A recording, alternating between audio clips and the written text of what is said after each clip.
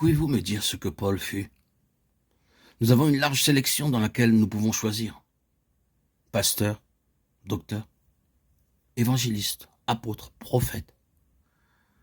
Chacun d'eux était vrai. Mais vous devez tous les nommer pour obtenir la vérité. Pourquoi? Car Paul fut le vase spécialement choisi pour la révélation de l'Église. Et donc, en étant ce vase, il doit être constitué de tout ce que représente l'Église, de chaque aspect. Il est apôtre, prophète, pasteur, docteur et évangéliste. L'Église est cela. Il n'est pas question de ce que vous et moi pouvons être, mais de ce que l'Église est. En dehors de l'Église, il n'existe rien de comparable à un ministère. Le ministère est l'Église en action et l'œuvre dans différentes directions à travers ses membres.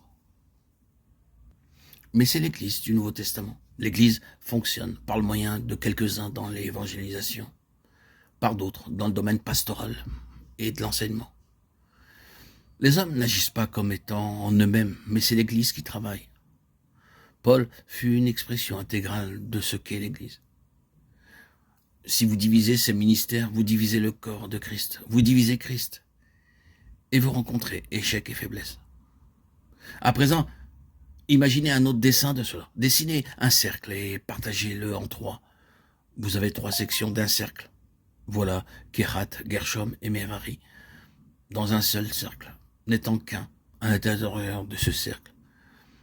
Ils ont leur propre aspect du service. Mais il s'agit d'un seul ministère. La finalité, l'objectif est unique. Et dans l'Église, qui est son corps, chaque chose doit être liée et interdépendante. Et ainsi, elle s'accroît de l'accroissement de Dieu. Ce que le Seigneur nous a dit dans les précédentes méditations apporte une charge très solennelle et nous engage dans une très grande responsabilité. Mais assurément, nous donnera accès à un très grand privilège et honneur.